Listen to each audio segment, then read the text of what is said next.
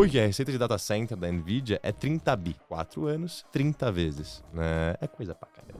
O mundo inteiro está procurando alternativas ao dólar, né? A essa exposição que se tem. Então, talvez agora a gente esteja vendo o Bitcoin também sendo, de fato, uma alternativa. Porque ele sempre foi muito correlacionado com o mercado americano, né?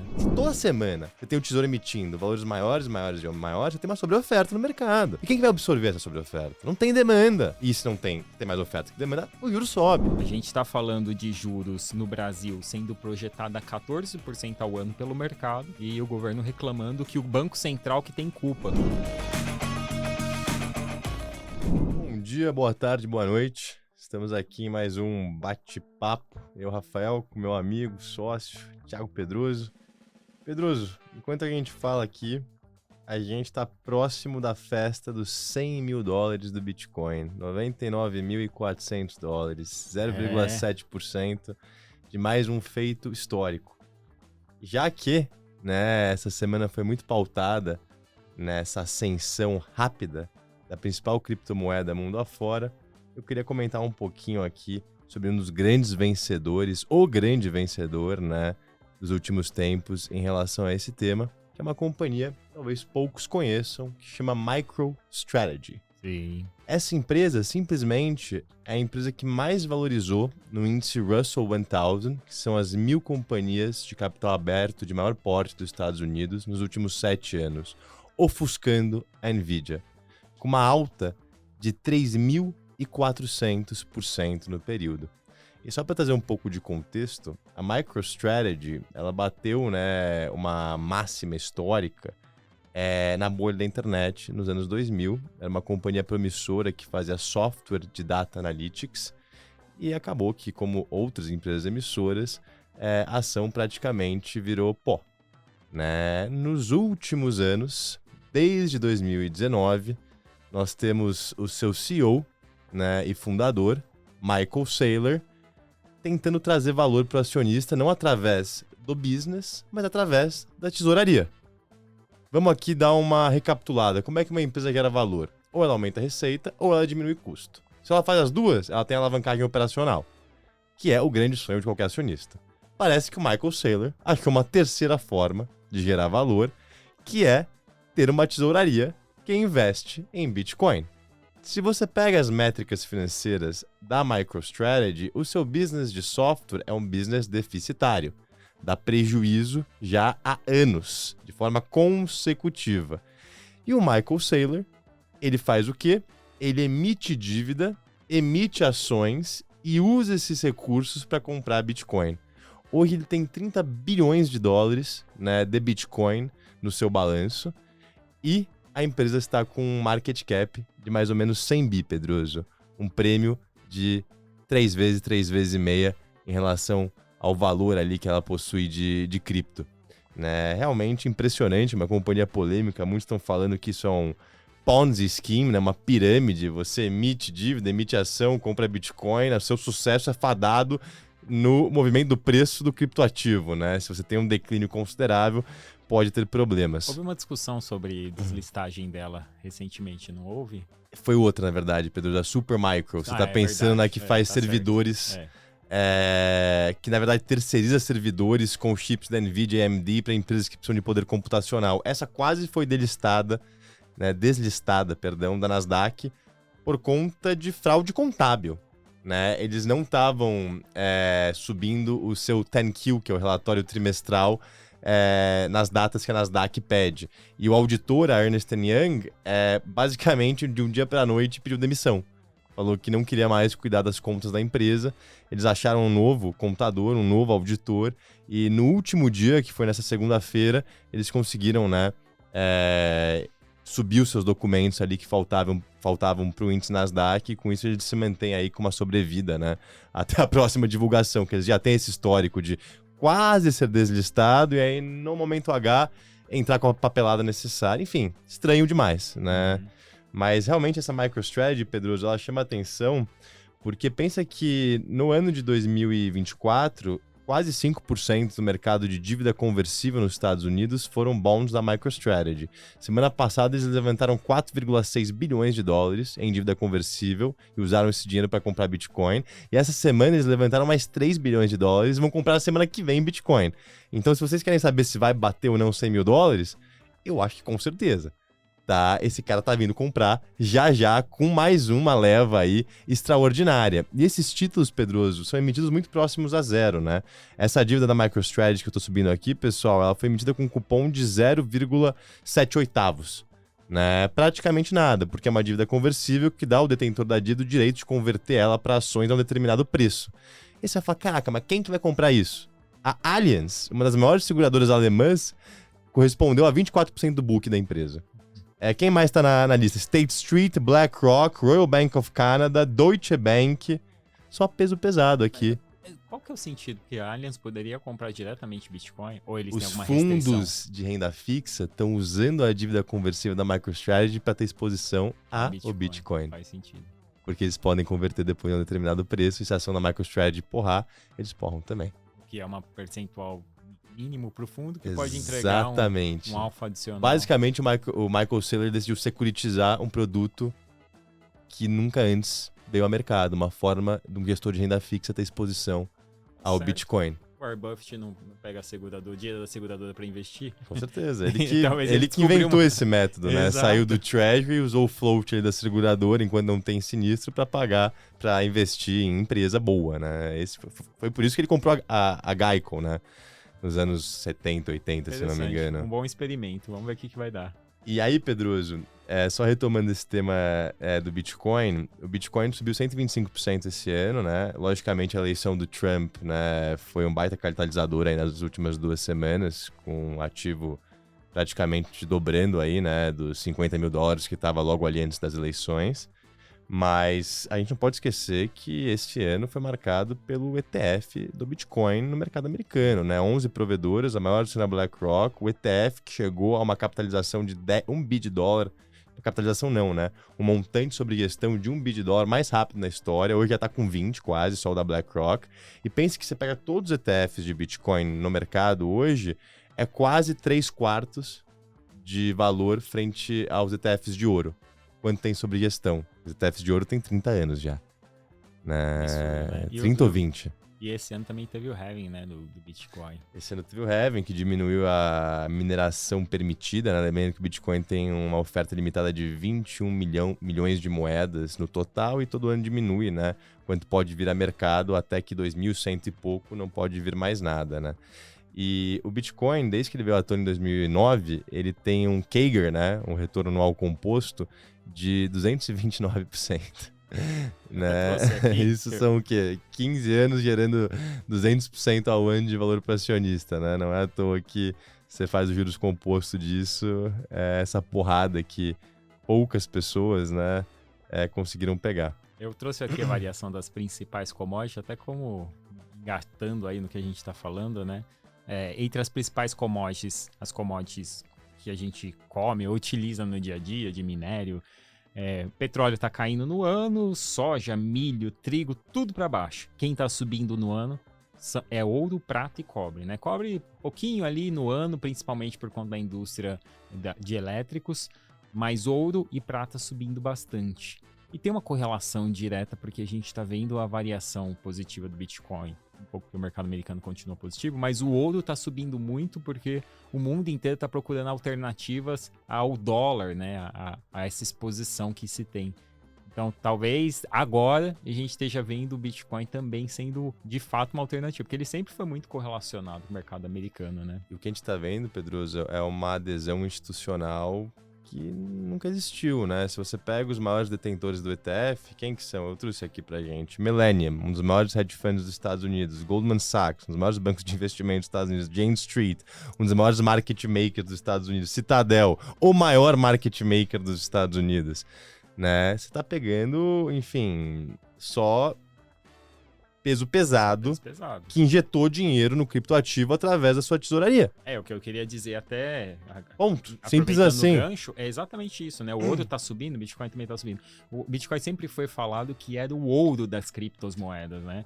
Mas faltava a chancela desses caras. Com esses E caras o selo entrando... BlackRock deu um mercado Exato. regulado e com uma custódia fácil para eles. Então, né? talvez o ETF Bitcoin em si. agora está se transformando de fato no ouro da criptomoeda, né? Numa forma de uma reserva que o mundo vê como uma certa segurança num cenário E aí, de Pedroso, estresse. você tem o candidato à presidência da Polônia já falando que vai fazer uma reserva estratégica de Bitcoin. As eleições vão ocorrer em maio do ano que vem na Polônia. Você tem El Salvador, que já fez uma reserva estratégica de Bitcoin, foi o primeiro país a adotar, né? Ele usa O Bitcoin. como base, o Bitcoin. Você pode pagar em Bitcoin, mas eles têm as reservas estrangeiras, né? Os foreign reserves, né? As reservas internacionais, perdão, é uma parte em Bitcoin, né? Que na verdade já dobrou, né? Ele até posta updates no Twitter, o Trump, Bukele. Ele foi eleito e ele também já disse que não vai vender. Os Estados Unidos ele não compra Bitcoin para reserva. Mas foi o que eu tinha entendido até onde eu li. Mas Estados Unidos tem muita reserva em Bitcoin porque ele aprendeu de corretoras. Exato. É o país que mais tem reserva por causa de apreensões. Por causa de apreensões. Só que ele vinha vendendo isso no mercado. E o Trump já falou que não vai vender. Tem menos pressão de venda. E tem o fato de que o Trump, ele não aceitava as criptomoedas, ele sempre foi um crítico, né? Mas dessa vez ele aceita e, por acaso, o filho do Trump, ele tem um projeto ali, ele é um grande defensor de criptoativos também. E aí o Trump, ele já vem prometendo criar eu não sei se poderia dizer ele comprou um exchange, departamento. ele comprou um exchange de comprou criptomoedas, exchange, né? Na verdade, ele entrou como sócio de um projeto de cripto, agora não vou me recordar o que faz muito bem. É difícil até entender, né? A utilidade. É difícil, mas ele entrou, até essa semana saiu que a empresa dele listada, que tem a Truth Social como principal ativo, que é uma rede social que veio para competir com o Facebook, com o Twitter, ali quando ele foi banido das redes, né, pós as eleições de 2020, né, ele fez uma proposta para comprar um exchange americano de criptomoedas chamado Bakkt, alguma coisa assim. Enfim, é tanta notícia nesse sentido, né? Mas você vê que é um presidente que, cara, parece endossar. E mais importante ainda, Pedroso, os deputados e senadores que foram eleitos nessa nova leva de Congresso, a maioria endossa criptoativos. A grande maioria. Os vencedores dessas eleições foram os lobistas de cripto. Né? A gente viu, muita empresa colocando dinheiro para eleger candidato a favor. E muito candidato a favor foi eleito. Que hoje tem maioria no Congresso. Não é à toa que ontem mesmo a senadora Cynthia Lummis, que é próxima do Trump, do Partido Republicano, ela veio com um plano, né, de 7 etapas, eu subo aqui para todos verem, o Bitcoin Act chama, para os Estados Unidos acumular 200 mil bitcoins por ano, até chegar a 1 milhão de bitcoins, que na cotação atual seria o equivalente a mais ou menos 100 bilhões de dólares. E ela fala, a gente não vai imprimir dívida para comprar bitcoin, a gente vai usar nossas reservas de ouro e mudar o ouro, converter o ouro para bitcoin. E logicamente usar as apreensões, que só de apreensão é uns 20 bi, tá? Então 20% do objetivo aqui. Então, enfim, é interessante, não é à toa que a gente tá vendo esse ativo muda rápido decolar. isso, né? Aí fica aquela dúvida, mas qual que é o valor do Bitcoin? Turma, no meu ver, o valor do Bitcoin vem da sua oferta escassa, né? É como se fosse um ouro digital. Eu realmente não consigo enxergar pessoas ao redor do mundo usando a moeda como forma de pagamento generalizada. Eu acho que outros projetos, as próprias Central Bank Digital Currencies, né, que tem vários bancos centrais desenvolvendo, podem trazer esse use case. Mas o Bitcoin é o primeiro criptoativo e no final do dia é matemática. Né? O que eu quero dizer em matemática? É um dinheiro que foi criado por algoritmos que quanto mais você minera, você vai reduzindo a oferta dele. Né? Isso é o halving no final do dia, né?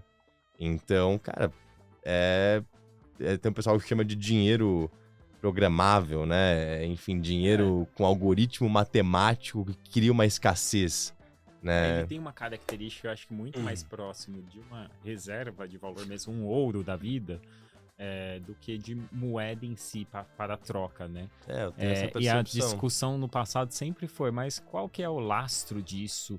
E aí eu acho que ele conseguiu superar essa etapa. E hoje é visto que exatamente por não existir esse lastro, por ser descentralizado, é o valor que ele ganhou. E ele conseguiu se provar com uma segurança relevante o blockchain dele, né? O modelo de blockchain dele. E as pessoas compraram essa ideia. Então, qual que é o lastro? Quem garante? Ninguém. E, na verdade, é isso que transforma o Bitcoin no que é Bitcoin. Porque não existe forma de controle.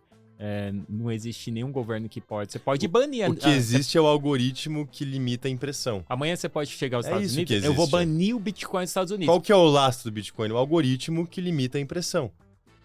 Então. E é muito isso difícil. no final do dia, É isso que né? eu queria fazer. Aí chega os Estados Unidos e fala, eu vou banir o Bitcoin. Ok, vai ter um impacto. Mas como que você consegue banir totalmente uma criptomoeda que você negocia na internet, do qual você não tem controle, que tem um modelo descentralizado, que passa em computadores do mundo inteiro? E a gente viu o que aconteceu com as reservas russas americanas, né? Exato. Foram tomadas por causa da guerra na Ucrânia. Nossa. Você acha que outros países não estão Acho que acumulando essa ouro discussão já se físico ultrapassou. ou Bitcoin via cold wallet para ter autonomia em relação às suas reservas? Exato. Né? E se os países ao redor do mundo colocarem 2% das suas reservas internacionais em Bitcoin, para onde iria a cotação? Esse é o bull case do Michael Saylor, que não para de comprar. Ele acha que os governos vão acumular e várias empresas vão ter esse formato de tesouraria ativa que a MicroStrategy fez. Né? Então, a parte do seu balanço, do seu caixa em Bitcoin. Né? E, de fato, isso tá começando a desenrolar. Né? Então, pô... Toma cuidado, assim, que não é uma tese tão simples, Não, você não vai não, comprar, ficar rico. Mas, de fato, eu acho que o Bitcoin conseguiu superar esse primeiro ponto. E agora tem o segundo, que é se desvincular da economia, ele ter mais característica do ouro do que ele tinha. E aí, para isso, ele precisa ser mais utilizado, vai ser utilizado como reserva, a correlação de do fato. Bitcoin, ela ainda é muito forte com ativos de risco, né? Você plota o Bitcoin com o Nasdaq 2 vezes, 3 vezes alavancado, uma correlação de 0,708. Né? Semi que perfeita. Ele precisa né? se desvincular disso agora, eu acho que é o próximo passo. E talvez a adesão institucional reduza a volatilidade. Talvez não. Se você tem pessoas guardando ali valores altos como reserva, que é para longo prazo, naturalmente você diminui o float do ativo e diminui a volatilidade dele, né? Então é mais ou menos essa lógica. Enfim, acho que já falamos demais. Acho que aqui ninguém é super otimista, super pessimista, mas o que a gente tá vendo realmente essa semana com esse marco de $100 mil batendo na porta é algo histórico que vale a pena a gente comentar. Só para fechar esse tema aqui, a China, ela tá abrindo o caminho para legalizar novamente a propriedade de Bitcoin, né? O Bitcoin Ownership. Lembra que eles tinham banido ali em 2020, salvo me engano. Xangai já tá falando que as pessoas vão poder ter e que vai ter exchange regulado pelo governo lá. E, cara, no final do dia, eu até subo aqui um tweet bacana do João Ascoli, que é um analista de China e commodities, que acompanha pouco cripto, mas acompanha muito China. E o que ele fala é, quando a China quer comprar algo, eles compram muito. Né? Então, por que será que está vindo essa legalização?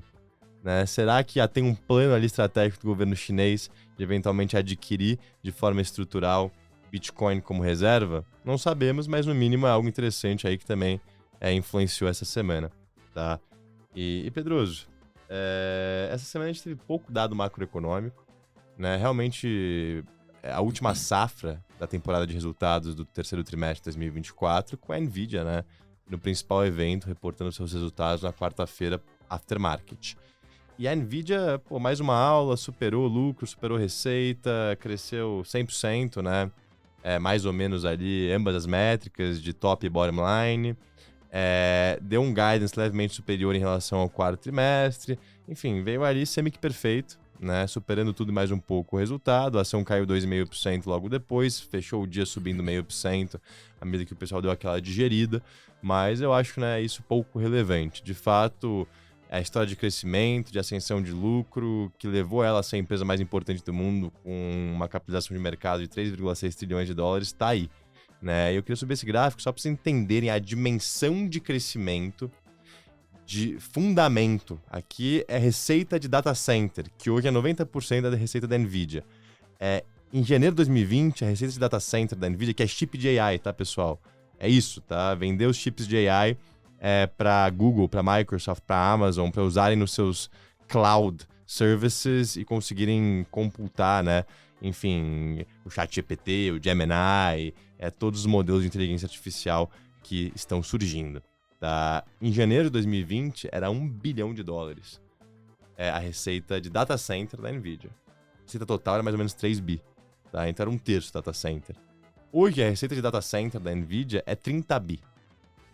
4 anos, 30 vezes. Né? É coisa pra caramba. E isso é 90% da receita total, né? A receita total foi o quê? 35 bi. Eu acho até importante que a NVIDIA estava no lugar certo, lógico que bem preparada, e na hora certa. É muito do que a gente vê da variação de alta dela, além, lógico, do crescimento, tá com relação à margem que ela entrega. E isso está muito ligado à falta de um concorrente à altura dela, Falou né? tudo, Pedroso. Margem Então, líquida de 52, É 53%. muita coisa, uma margem líquida nesse Vamos tamanho. anualizar essa receita. Vai, 35 bi, anualiza isso. A gente tá falando de 140. Vai, bi. 50% de margem líquida, 70 bi de lucro.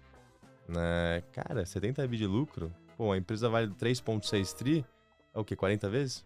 Exato, é isso.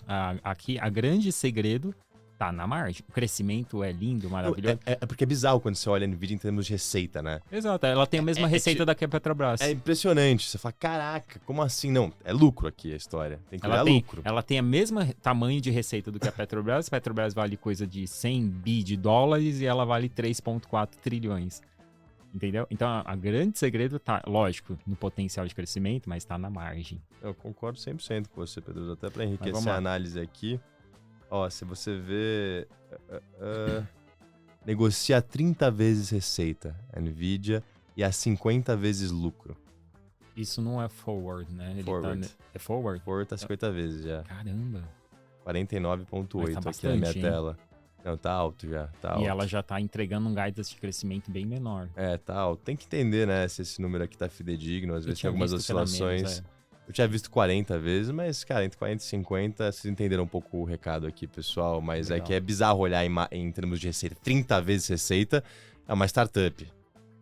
30 vezes receita é aquele negócio, você fala, caraca, 2021 SPAC, aquela loucura toda voltando. Né? Você olha, caraca, 30 vezes receita e 40, 50 vezes lucro, olha a margem disso. Então, Né? é exatamente por que eu falo que o grande segredo tá na margem. Porque daqui pra frente ela pode até multiplicar a receita. Se aparecer um concorrente que faça com que a margem caia, 10% a margem a menos, já é um impacto no valuation da empresa absurdo. E o concorrente é a AMD, o principal. E Hoje, curiosidade pra vocês, turma. A Lisa Su, que é a CEO da AMD, é prima de segundo grau do Jensen Huang, que é o CEO da NVIDIA. Então é uma briga de familiares aí, ambos de Taipei no Taiwan, ambos imigrantes, né, que vieram para os Estados Unidos. E não é por jovens. acaso, né? Por que isso? Porque Taiwan decidiu investir fortemente na indústria de semicondutor. É o Silicon Shield. Exato. Né? A Taiwan viu que, cara, eles não tinham recursos naturais, eles tinham uma posição geográfica hostil do lado da China, sendo uma ilha, uma província rebelde. Como é que eles podiam fazer um escudo? Como é que eles podiam virar importante para o mundo? Virando o hub de manufatura de semicondutores. Né? E o resto ficou história.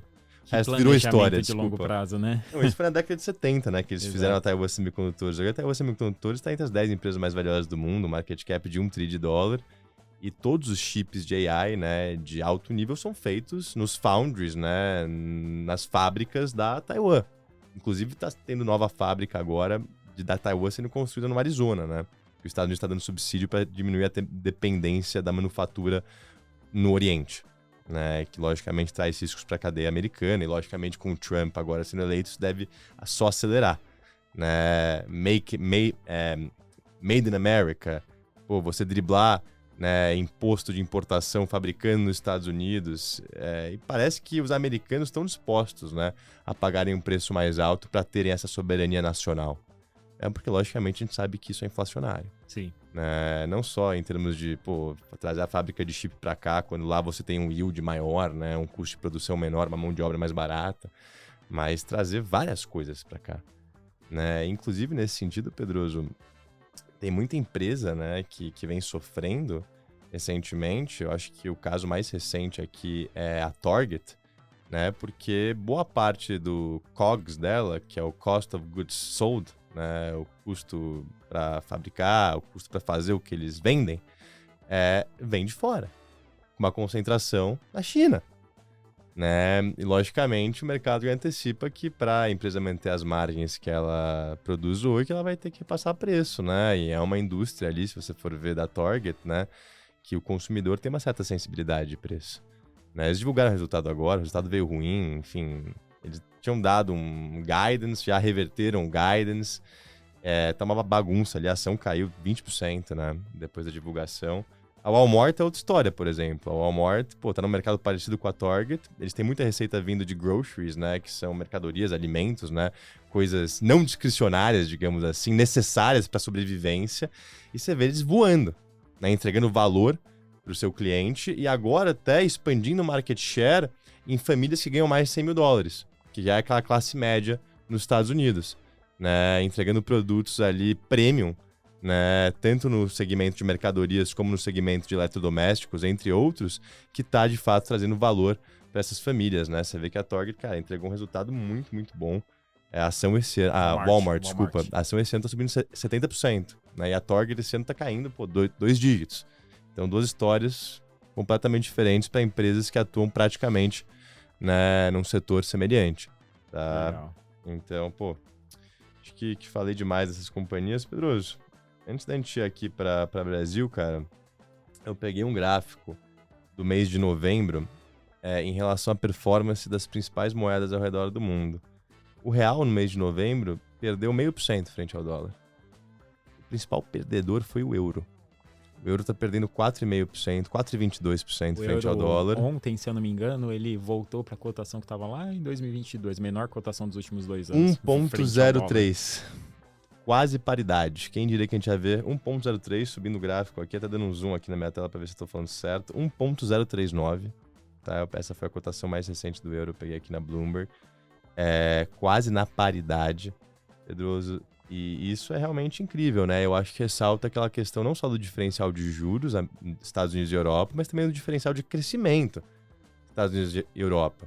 É aquele excepcionalismo americano all over again, né? Você olha, até a WHG trouxe um gráfico bacana que mostra o PMI composto dos Estados Unidos está hoje em 55. O PMI composto da zona do euro está em 48, né? Em território de declínio. Eu trouxe até aqui um post que eu tinha visto no Twitter de um alemão, né?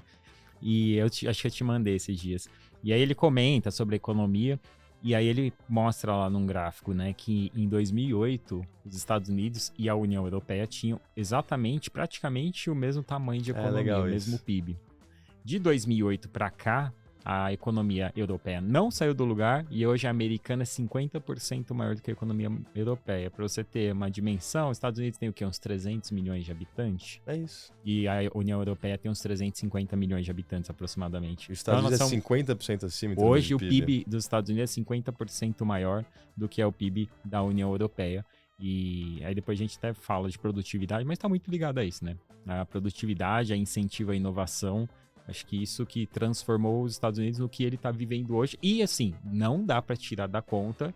Menos regulação. A gente sabe que a zona do euro é muito forte em regulação, muito mais antitrust, muito menos fusão e aquisição. Acho que inibe inovação, né? E no final do dia isso é refletido em produtividade. Você disse tudo. Mas eu diria que metade disso está no afrouxamento fiscal. E os Estados Unidos é o país mais produtivo do mundo. Sim. E é por isso que eles são a maior potência do mundo. E eu acho que o grande negócio da zona do euro, quando foi criada ali em 2001, Pedroso, é que, cara, é muito difícil você ter 19 países com políticas fiscais distintas e uma política monetária unificada. Né? Geralmente você tem a Alemanha carregando a Itália, a Holanda carregando Portugal. O que aconteceu em 2011, 2012 na crise dos PIGs, né? Os países ricos pagaram a conta dos países pobres, né? Mas o que está acontecendo com a Alemanha hoje também, que é o principal cavalo da zona do euro, é uma coisa de louco, né? A Volkswagen está fechando 3 fábricas lá, né? A maior montadora alemã nunca fechou fábrica na história. A Volkswagen que veio à tona na época do nazismo, né? Na época de Hitler. Era montadora de Hitler, se não me engano. Ela foi criada lá naquela época para fazer carro popular ali. Era isso, para o Fusca, né? O primeiro modelo, enfim, era do governo nazismo. Então, olha, isso na verdade, quase 100 anos atrás. Ela já existia antes da nazismo, só que ela meio que foi apropriada. Enfim, agora a gente faltou essa aula de história, mas ela foi fundada próximo ali da Segunda Guerra Mundial, só para trazer um pouco de contexto, né? E tá fechando 3 fábricas porque não consegue competir com a BYD. A China tá inundando o mercado mundial com carro subsidiado, que, cara, é mais barato pro consumidor. Aí põe tarifa, põe isso, aquilo. Mas no final do dia comprime margem pra Volkswagen, né? E diminui demanda. Então, e até essa questão da China, Pedroso, eles mudaram, né? um pouco nos últimos anos o modelo de crescimento em termos de investimento em infraestrutura, né? Sempre muito pautado ali na China em investir em imóveis, aeroportos financiados pelo governo para eles crescerem, né? E colher essa produtividade lá na frente. Foi o que a China fez, né, no começo dos anos 2000 ali, que o Brasil se beneficiou muito, sendo o principal cliente, né, vendendo minério, petróleo para esses projetos ambiciosos. Nos últimos anos, a gente vê que o crescimento chinês é muito pautado na sua balança comercial. É um país extremamente superavitário, né, em termos de exportação versus importação. E boa parte das exportações são carros elétricos da BYD. Manufaturados, Né? Então a China virou, de certa forma, a fábrica do mundo, por ter, né, custos mais baratos de produção e um governo que subsidia muitas vezes, né, essa manufatura. E isso tem implicações enormes para outros países, que é o caso da Alemanha, que vem perdendo representatividade no mundo. Né? Mas para a China, de fato, prosperar e conseguir atingir esse crescimento de 5%, me parece que ser somente a fábrica do mundo, especialmente um governo Trump protecionista, não vai ser suficiente. Eles precisam incentivar o consumo interno. Sair de ser uma sociedade de investimento para virar uma sociedade de consumo. Eles têm um dos maiores mercados internos do mundo. Logicamente, o fator demográfico é terrível, né?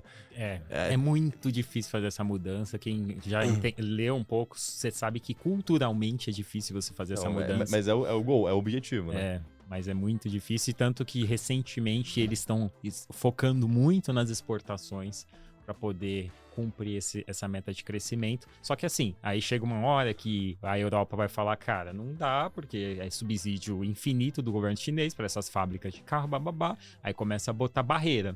E aí volta sempre a discussão. China precisa estimular o consumo. Só que mudar a cultura não é algo fácil. Então, ali é uma...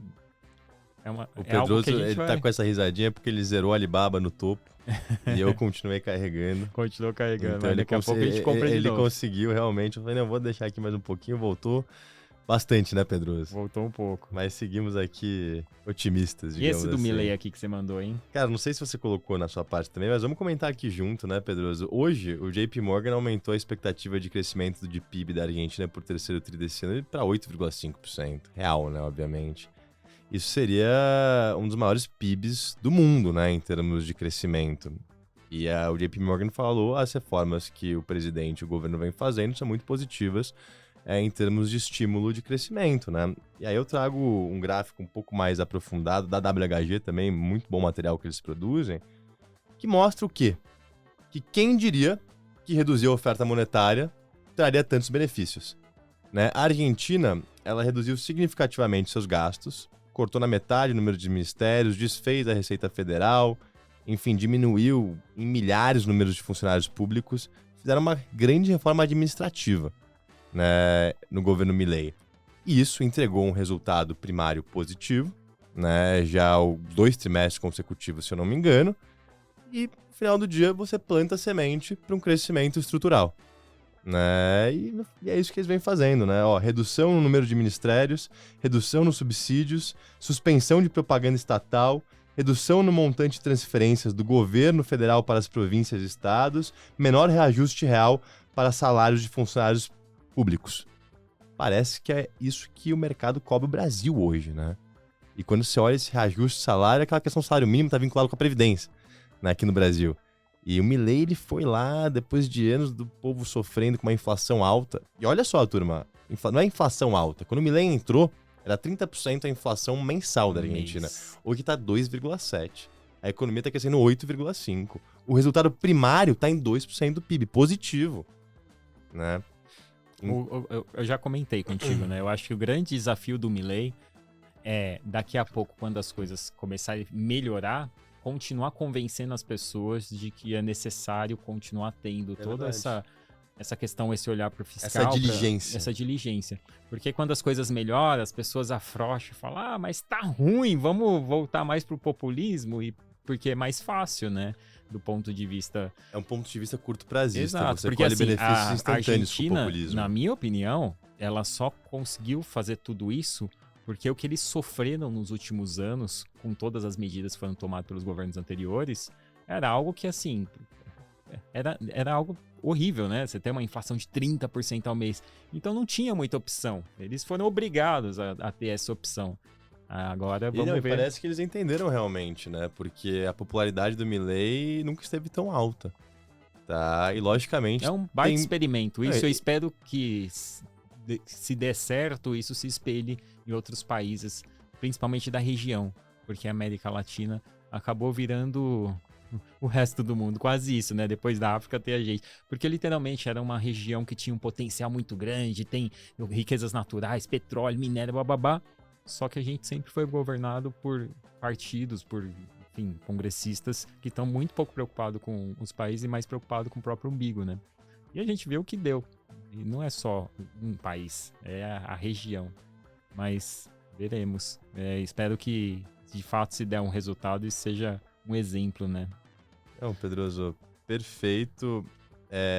Acho que a gente pode pegar o gancho aqui para falar de Brasil. Aí depois eu tenho 2 gráficos que eu quero mostrar, mas acho que eu vou mostrar no final mesmo, que é mais para reflexão aqui do pessoal, para entender, né, o poder de boas empresas a longo prazo, né, e como é que o S&P, as bolsas mundiais estão em termos de múltiplo e qualidade. Para qualidade aqui a gente colocou o ROI, né, que é quanto as empresas geram de lucro em cima do seu patrimônio líquido. Mas já a gente fala um pouquinho sobre isso. Pedroso, para já então pegar esse gancho do Milei, esse experimento fiscal, social, econômico que está acontecendo na Argentina, hoje no Brasil, a gente é o 7º país com maior impulso fiscal do mundo. Tá? E o FMI soltou um relatório recentemente falando que daqui 4 anos, se a gente seguir nessa trajetória, a nossa dívida PIB vai estar em 97%. Né? Patamares bastante altos. Inclusive teve a reunião do G20, né, agora, e no Rio de Janeiro, e o Brasil é o país do G20 que mais paga juros sobre a sua dívida pública. Né? E a gente vê que talvez esse tema de pacote de gastos, ajuste fiscal, já está no holofote há alguns meses, sem nenhuma decisão concreta, em um mercado cada vez mais irritado, desgastado. E você brincar com o fiscal de um país emergente em meio, né, a uma curva de juros americana volátil, com Trump sendo eleito para a presidência, que, enfim, tem políticas ali no D0, em tese, inflacionárias, é ser passageiro de uma agonia contínua. E é isso que a gente está vendo em Brasil recentemente. Uma agonia contínua, seja por causa do externo e principalmente por causa do interno. O que você tem a nos dizer sobre isso? Cara, eu até trouxe aqui, né? Porque eu tinha pego exatamente isso do aumento de gasto. O Brasil é o 7º país com maior impulso fiscal. E aí a gente precisa avisar pro governo, né? Porque o Haddad, recentemente, ele negou que o crescimento econômico seja pelo fruto do impulso fiscal. E aí eu diria que tem 2 grandes motivos do crescimento econômico atual que o Brasil está rodando, né? Um é pelas reformas que foram feitas no passado, principalmente do governo Temer, que o Bolsonaro talvez herdou isso, parte das reformas foram aprovadas durante o governo dele. E o segundo é o impulso fiscal. Muito pouco sendo feito de fato para manter o Brasil crescendo estruturalmente. E aí o governo gasta, que você traz um crescimento no curto prazo que é um pouco fantasioso, né? Porque, o Brasil está crescendo, mas isso provavelmente não vai se traduzir em distribuição de riqueza, melhora das condições das pessoas. Daqui a pouco a gente vai ver qual que é o resultado dessa história. Porque se você não faz as reformas necessárias, a gente tem grandes exemplos aqui na vizinhança nossa, né? Para mostrar como que funciona a economia de fato, não a economia que se pinta no Twitter, né? Que as autoridades ali, principalmente mais extremistas, gostam de falar. Então acho que é interessante isso. Eu trouxe aqui o primeiro, o Boletim Focus, que continua mostrando as expectativas de inflação e câmbio para cima. Ou seja, não cede, e isso está levando a nossa curva de juros para cima. E aí é outro exemplo de que é diferente a economia real do que a economia que é pintada ali no Twitter pelos extremistas. A gente está falando de juros no Brasil sendo projetada a 14% ao ano pelo mercado, e o governo reclamando que o Banco Central que tem culpa. Você sabe quanto está implícita de um ano hoje, a inflação? A inflação implícita? Não sei. Tava vendo há pouco, 6,40. 6,40 de inflação em um ano, mas não é expectativa de mercado, mas é a inflação projetada na curva de juros. Por que o mercado está colocando isso? Né? Tem 2 motivos. Primeiro, é lógico que é o fiscal, mas muito mais do fiscal é a desconfiança que existe sobre o governo. É muito difícil, você perder a confiança é muito fácil, você conquistar é muito difícil. E agora está se provando esse cenário, né? O governo colocou o arcabouço fiscal que mal para de pé. Toda hora tem que ser feito um remendo para tentar deixar ele de pé. Agora a gente está falando de um novo remendo, que é a proposta de corte de gastos. Recentemente ele tinha feito contingenciamento de despesas. Subiu um pouquinho a receita, eles foram lá e liberaram esse contingenciamento. Então assim, o mercado agora, cara, não confio. Aí o governo veio com a proposta do pacote de corte de gasto. Um número até que é um número ok. Assim, número 70, ok, 70 bilhões é acima do que o mercado estava projetando. O mercado, literalmente, eu ia falar um palavrão aqui, mas literalmente não ligou. Você viu que o dólar continuou estressado, a curva de juros continuou estressada, o índice não subiu. Sabe que é engraçado, Pedroso? Até pegando esse ponto dos indicadores, o dólar, ele tá mais ou menos um mês flat, né? Eu mostrei aqui que a gente perdeu 0,5%, né? Real pro dólar. Você tem um cenário novembro. Lá de fora. Sabe o que mais está sendo refletido nesse risco? Os juros.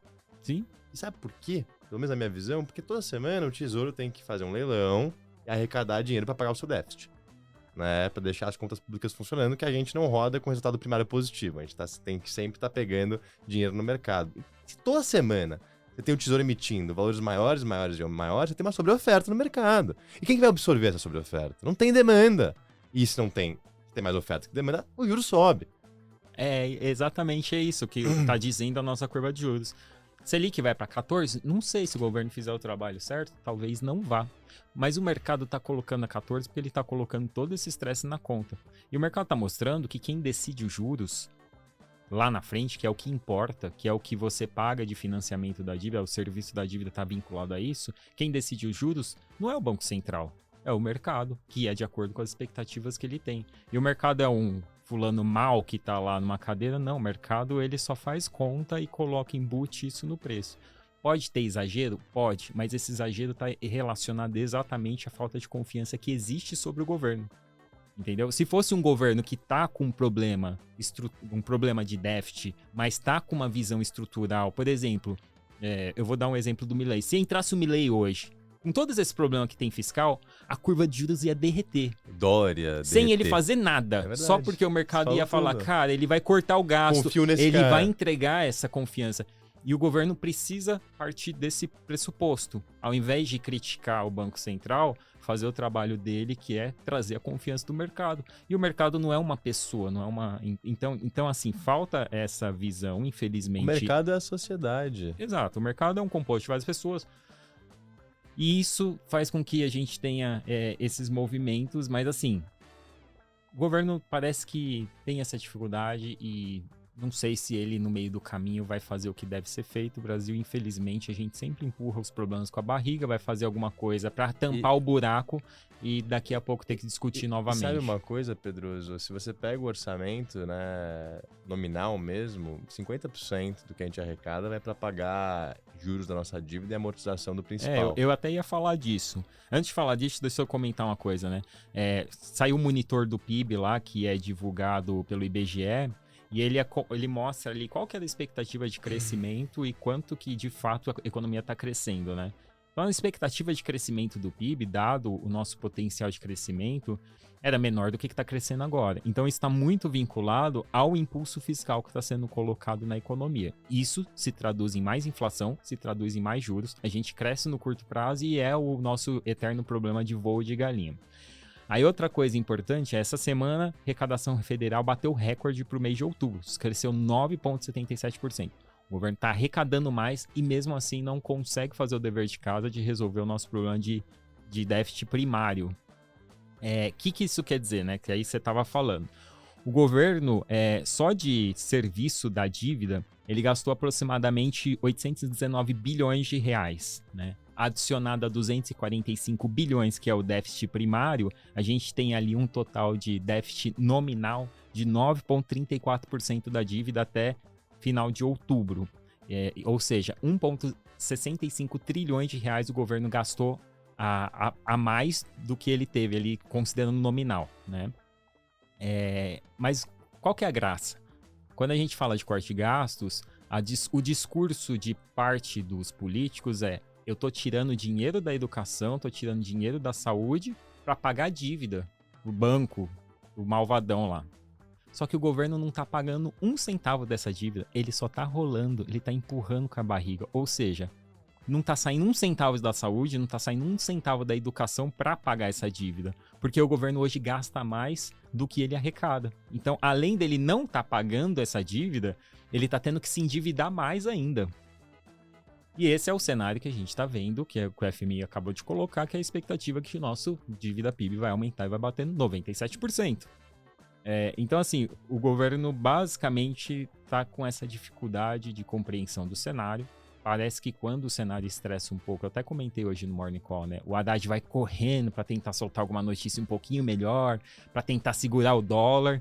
Tem um custo político absurdo, porque se de fato essas coisas se estressar, se o governo não vier com pacote, o dólar estourar R$6, bye reeleição.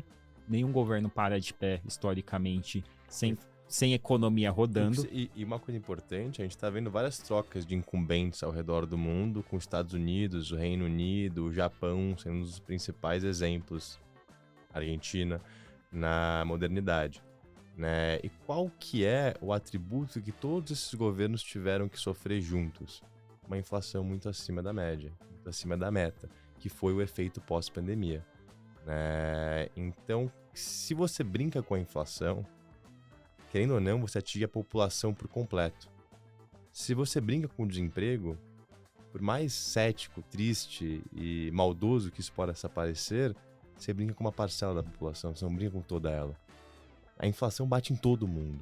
Exato. Entendeu? E principalmente nos mais pobres. E por que eu falo inflação e desemprego? Porque realmente tem um trade-off dos dois. Você sobe o desemprego para baixar a inflação.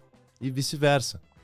Né? Não, e não tem forma melhor de você aumentar a desigualdade social do que a inflação. Por quê?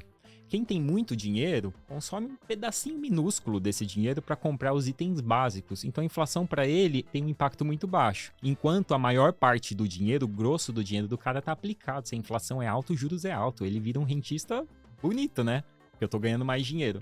Quem é pobre não tem dinheiro aplicado para ganhar juros sobre esse rentismo. E pelo contrário, ele gasta, se não tudo, mais do que tudo, para comprar os itens básicos. Ou seja, a inflação para ele é muito pior. Ou seja, o descontrole fiscal, ele faz exatamente o que o governo prega ao contrário. A inflação ele aumenta causa a desigualdade muito mais social. pobreza. A inflação causa muito mais pobreza do que... Porque assim, o que o governo prega é o contrário, né? Eu tenho que tirar dinheiro, eu não posso tirar dos pobres.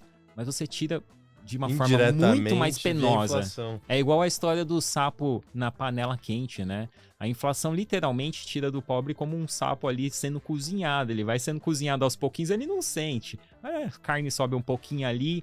O que acontece? O seu salário que dava para comprar, sei lá, X quantidade de alimentos, agora compra bem menos.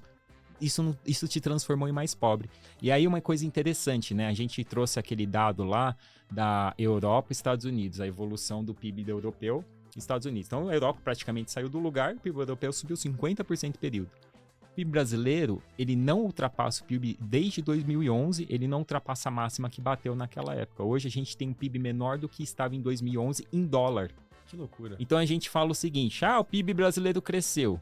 Mas quando a gente olha a variação do PIB em dólar, a gente ainda é menor que em 2011. Tá menor do que foi em 2011, que foi nossa máxima histórica do PIB.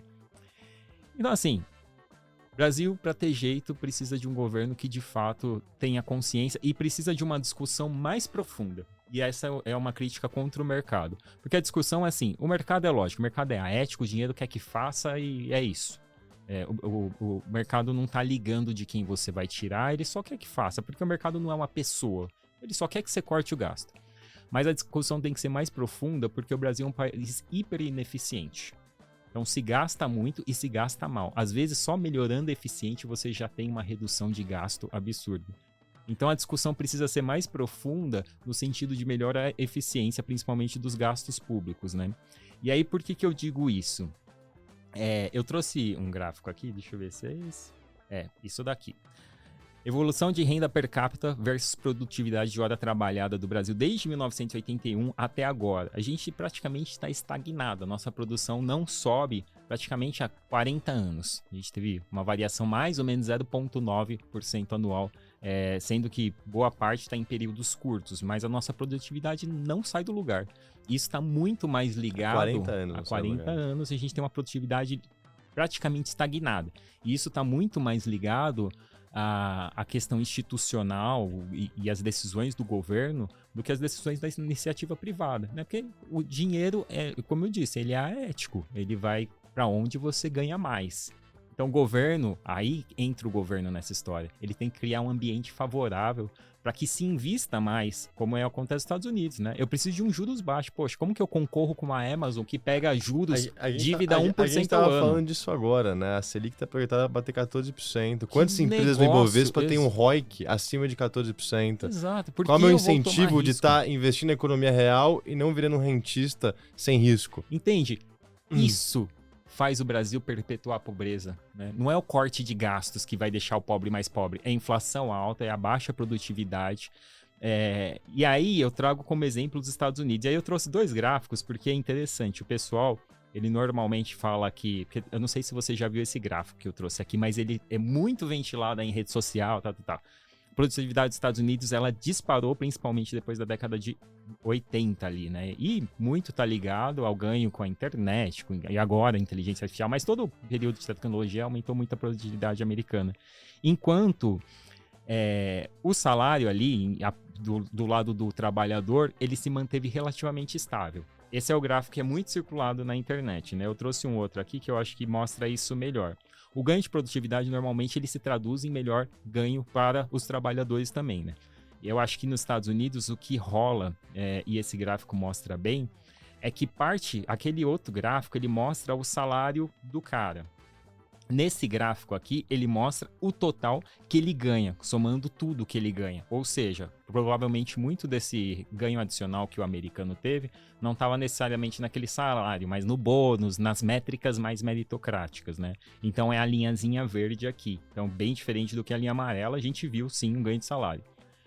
Eu pararia por aqui, porque eu não acho que esse ganho de eficiência se traduziu 100% em melhora para o trabalhador. A gente vê pela margem das empresas, principalmente tecnologia, essas empresas, elas hoje ganham mais, né? Você tem menos pessoas trabalhando devido à tecnologia. Então eu pararia por aqui. Mas aí ele faz um outro gráfico aqui, porque o ganho de produtividade americano, ele é feito com base no PPI. Então, você vai pegar lá o PPI e você vai tirar ali do ganho para você fazer uma métrica histórica, deflacionando isso, né? E o ganho do trabalhador é de acordo com o CPI. Por isso que esse verde aqui, ele fica bem abaixo. Se você fizer o ganho do trabalhador deflacionando pelo PPI, que é o índice de preço ao produtor americano, aí você vai ver que os dois ficam na mesma linha. Eu não sei se é muito justo fazer essa métrica, mas eu gostei de trazer para explicar isso, porque existe uma discussão muito grande, né, que os Estados Unidos melhorou muito a produtividade e isso não se traduziu em ganhos do trabalhador. Eu acho que é uma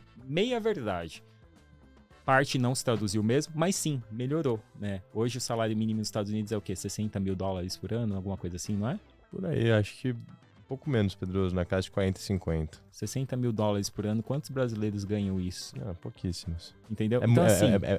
classe média alta aqui, né? Exato. É muito dinheiro. Aqui no Brasil, $60 mil, a gente tá falando algo perto de uns $300 mil por ano de salário. Então, assim... Classe média bem alta. O Brasil precisa discutir as coisas que de fato vai levar ele pra frente. Que é melhor de produtividade. Como assim melhor de produtividade? Poxa, a gente fala, por exemplo, daquele trem-bala Rio-São Paulo. O governo gasta dinheiro com tanta besteira. Eu já vi estimativas falando que seria por volta de uns 30 bilhões de reais. O que é 30 bilhões? Aí que o governo tem que investir. Numa ferrovia, ele tem que dar incentivo para você fazer, para você investir em lugares que de fato vai mudar. Um outro exemplo muito próximo da realidade de muitos que devem nos acompanhar aqui é a segurança, né? Você tem que fazer uma reforma penal urgente para diminuir a criminalidade nas ruas. Hoje, né, o criminoso tem um sistema penal muito frouxo. É isso, é frouxo. Né? Eu acho que o exemplo é o maníaco do parque, né? Que vai ser solto já, né? Ficou 30 anos, matou uma turma. Tipo, que isso, cara? Né? Então, enfim. Assim, produtividade passa por isso, mas principalmente... É tudo, é a sociedade. É educação, é imposto alto, é institucional ruim, uma educação boa, você sabe aquele PISA? Sim. Que é o índice da OCDE, que mede o intelecto de cada país. Alunos de 15 anos fazem uma prova universal. A gente faz 10 anos que a gente tá no mesmo nível. enquanto a OCDE subiu. A gente tá ali, a média relativa ao OCDE só abriu, né? Então, cara, você tem um gasto de educação que tá crescendo 9% real ao ano, mas o efeito desse gasto não tá se traduzindo numa capacidade intelectual maior dos alunos de universidades públicas. Caraca, eu tenho que rever esse gasto urgente. E tem coisa melhor para você transformar uma sociedade e diminuir a distância social do que investir em educação? Só qual que é o problema? Investir em educação é um projeto para 10, 20 anos. Né? Daqui 20 anos o cara nem sabe se vai estar vivo, então ele só está preocupado nos próximos 4 anos. Então o Brasil precisa tirar o foco desses assuntos e começar a pensar no longo prazo. O que, infelizmente, hoje eu não vejo ninguém com essa capacidade, nem de direita nem de esquerda. Eu acho que as pessoas estão muito focadas ali nas questões ideológicas e falta o prático, o pragmatismo. Isso talvez seja uma coisa cultural, infelizmente, do brasileiro, né? O famoso jeitinho brasileiro, uma mente curto-prazista, uma mente que pensa em si acima dos outros, né? Você vê que os Estados Unidos é um pouco diferente, Pedroso.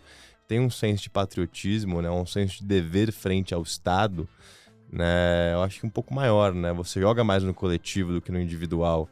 Não sei, posso estar falando besteira nesse sentido, mas do que eu vejo, até em termos culturais, né? E eu posso falar N exemplos. Tem esse coletivo maior em vários países que não são o Brasil, que não é o Brasil. Mas o governo tem um papel central na mudança dessa história. Só que não vejo ninguém com essa capacidade hoje. Espero que esteja errado na próxima eleição apareça. Eu acho que falamos demais aqui só desse terminar subjetivo. Uma coisa rapidinho, e aí a gente até pode encerrar. E aí, falando tudo isso de Brasil, a gente tá falando dos Estados Unidos por conta do PIB crescer, e o que aconteceu? Isso se reflete no preço dos ativos. Eu trouxe um gráfico primeiro mostrando o relativo de equity nos Estados Unidos versus global, que está em um nível muito acima das máximas anteriores, na máxima histórica e super esticado. E eu trouxe um outro que mostra o ratio, que basicamente você pega o preço do índice lá americano, do S&P 500, dividido pelo MSCI Emerging Markets, né, que basicamente vai pegar os principais países emergentes, que está na mínima desde 1999, ou seja, Estados Unidos disparou, esses caras estão muito embaixo. Pode ser visto como um ponto de entrada, né? Assim, historicamente, a gente não vê esse nível de preço, essa diferença entre Estados Unidos e o restante do mundo, e principalmente com o emergente, há décadas. Então pode ser um excelente ponto de entrada. Mas, ao mesmo tempo, representa como a economia americana conseguiu superar muitos desafios e tá onde tá, independente da crítica, se foi por questão de fiscal ou não, estão lá. Eu acho que eu termino aqui. Se tiver alguma coisa para comentar. Pedroso, excelente. Falou bem, falou bonito. Essa jabuticaba que é o fiscal brasileiro e o fiscal ao redor do mundo, né? É um tema que vai ficar incrível como os governos, eles acabam não poupando em épocas difíceis, em épocas fáceis, perdão. Né? E aí as épocas difíceis ficam ainda mais difíceis, né? Isso não é só Brasil, é Estados Unidos também, um país que roda com um desemprego de 4%, tem um déficit fiscal de 7%, não existe. Eles estão com déficit fiscal de guerra rodando a pleno emprego. O Brasil está com déficit fiscal de guerra também rodando a pleno emprego. Só um exemplo. A África do Sul essa semana reduziu a taxa, né? Ela foi para 7,75% a taxa Selic de lá. A África do Sul tem uma dívida bem próxima do que a dívida do Brasil e eles estão com problemas sérios lá também. Mas mesmo assim, olha os juros deles e olha a diferença que o nosso governo entrega de confiança. É credibilidade no final do dia. Os Estados Unidos tem o fator que eles são donos da impressora, né? Então, naturalmente, independente do governo, só por o dólar ser a reserva de valor mundial... É a África do Sul, acho que a África do Sul foi boa, funciona bem melhor. Mas, Pedro, só pra acabar aqui num tom um pouco mais otimista, né? Cara, a gente teve a eleição do Trump, a gente nem falou muito sobre isso, que, acho que os holofotes nos últimos dias, nas últimas semanas foram dominadas, né? Em relação ao Trump. E acho que só comentando aqui rapidinho, me parece que ele se cercou ali de pessoas muito pró-mercado, né? Seja o seu CEO, o seu secretário do comércio, que é o CEO da Cantor Fitzgerald, seja o Elon Musk, que vai tocar o órgão de eficiência governamental, que não vai ser vinculado direto ao governo, vai ser contratada e terceirizada. Enfim, N pessoas ali que tem uma mentalidade boa ao que tange crescimento, né? E sendo super honesto com você, o mercado gostou, né? Teve um rally após as eleições que se desfez em parte, mas que, cria um terreno fértil ali, né, de menos imposto, menos regulação, se Deus quiser, menos gasto público, né? Tem um exemplo nos Estados Unidos, Pedroso, que eles têm algo que chama Departamento do Interior lá. E isso foi criado no século XIX e administra os parques e as propriedades públicas. E tem uma regra que até hoje está na Constituição americana, o que tem esse parque, que é que os escritórios do parque têm que ser a distância de uma cavalgada um do outro. Então você tem escritório pra caramba ao redor dos Estados Unidos, uma despesa que hoje, pra quê? E quem deu esse exemplo recentemente foi o próprio Elon Musk, né, falando isso.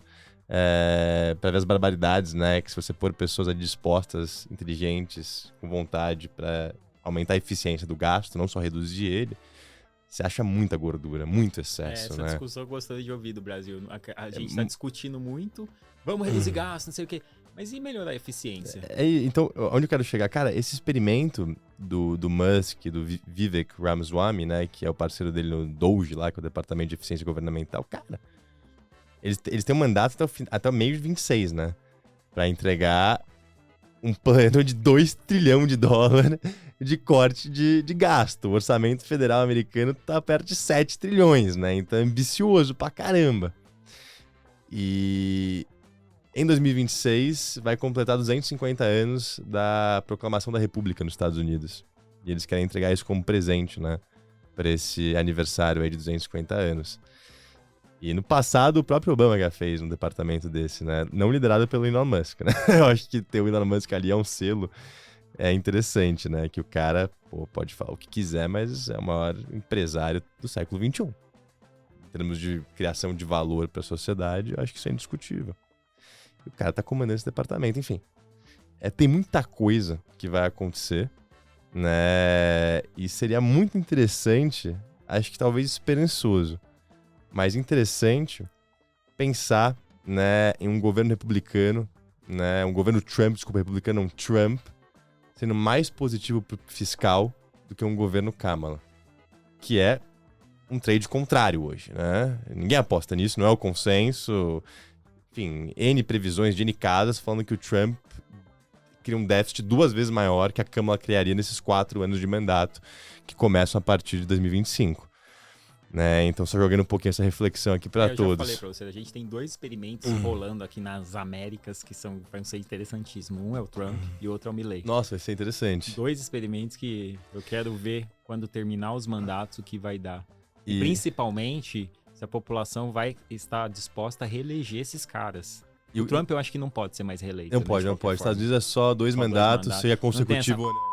Brasil, né?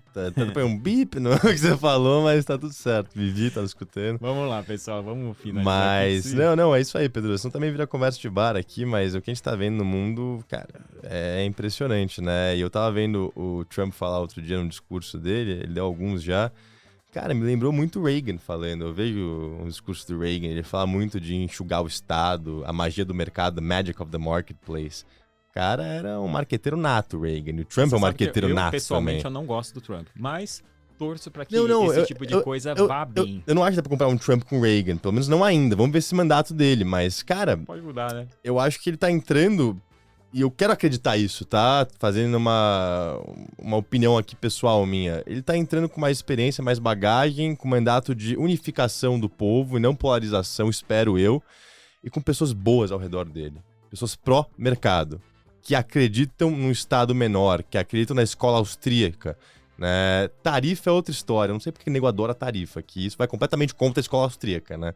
Que o livre comércio eu acho que é, enfim, um dos pilares para o aumento de produtividade dos países como um todo, né? Você produz num lugar que tem vantagem competitiva, você importa, exporta e todo mundo fica mais barato, né? O custo da sociedade fica mais barato. É meio contraditório o Trump. É isso que eu tô falando. Que tem uma questão aí do protecionismo, de apelar aquele angry white man cujo emprego foi roubado, né, por imigrantes e etc, e produzir nos Estados Unidos. Tem uma retórica eleitoral, vamos ver se ele vai seguir, né? É isso que eu quero ver. Mas... É a parte da direita que eu não gosto, mas... então, mas fica só um pouquinho esse comentário sobre as eleições, tem coisa boa pra gente ver. E tirando tudo isso, né, Pedroso, tem risco pra caramba sempre, mas, cara, acho que o maior risco é não estar investido, né? Especialmente se você tem um portfólio lá fora. E eu peguei esse gráfico aqui que eu recebi ontem de uma newsletter que eu sigo, que é do Charlie Bilello, da Creative Planning. Cara, desde 1928, 100 mil dólares na Bolsa Americana, no S&P, geraram 2 milhões e 500 mil dólares. 100 mil dólares no Treasury de 3 meses, que é o CDI americano, geraram 400 mil dólares. 100 anos de alocação. Na renda fixa, você multiplicou o seu capital por 4 vezes. Nem isso. Foram 395 mil dólares. Eu fiquei bem em choque, pra falar a verdade. Né? Então, cara... Mas isso é uma... Olha o custo de oportunidade de ter caixa nos Estados Unidos, né? Mas E vis-a-vis... E por isso que o mercado de capitais lá vai pra frente. Por isso que as empresas crescem É lá, isso né? que eu tô falando. Qual a vantagem diferença que eu tenho com o em Brasil? ganhar em renda fixa, né? Era aí que eu queria fechar a história, entendeu? Mas no Brasil, os O governos... Brasil é o oposto. Olha o custo de oportunidade tá em bolsa. Lá é o custo de oportunidade tá em cash, né? Tá no treasury, né? Olhando o histórico. A gente tem um governo Entendeu? que critica o rentismo, mas adora manter a taxa de juros alta pro rentista, né? Pessoal, Beleza. falamos demais. Um bom final de semana pra vocês. Obrigado por acompanhar Obrigado, até pessoal. aqui. Um abraço. É isso.